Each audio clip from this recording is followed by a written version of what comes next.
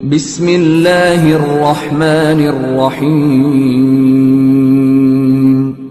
میرے بندو، آج تمہیں نہ کچھ خوف ہے اور نہ تم غمناک ہوگے۔ جو لوگ ہماری آیتوں پر ایمان لائے اور فرمانبردار بن گئے، ان سے کہا جائے گا کہ تم اور تمہاری بیویاں عزت و احترام کے ساتھ بہشت میں داخل ہو جاؤ۔ ان پر سونے کی تشتریوں اور پیالوں کا دور چلے گا، اور وہاں جو جی چاہے اور جو آنکھوں کو اچھا لگے موجود ہوگا۔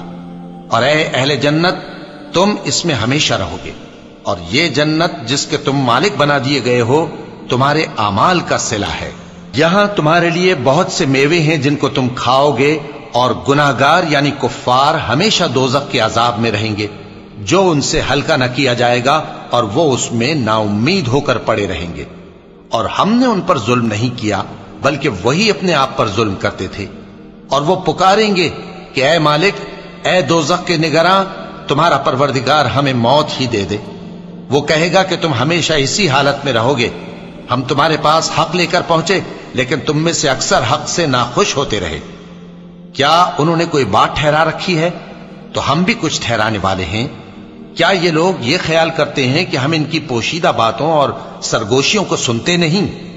کیوں نہیں، سب سنتے ہیں، اور ہمارے فرشتے ان کے پاس ان کی سب باتیں لکھ لیتے ہیں۔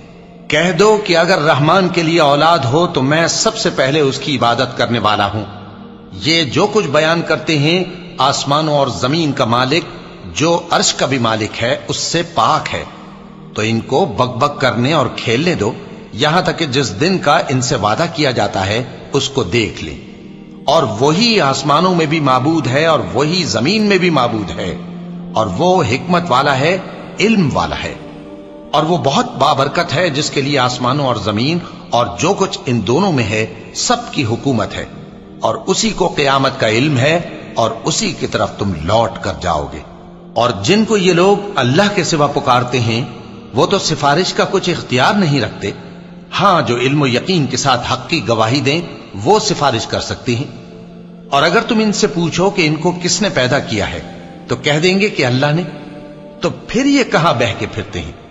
اور بسا اوقات پیغمبر کہا کرتے ہیں کہ اے پروردگار، یہ ایسے لوگ ہیں کہ ایمان نہیں لاتے، تو اے پیغمبر ان سے منہ پھیر لو اور سلام کہہ دو، ان کو عنقریب انجام معلوم ہو جائے گا۔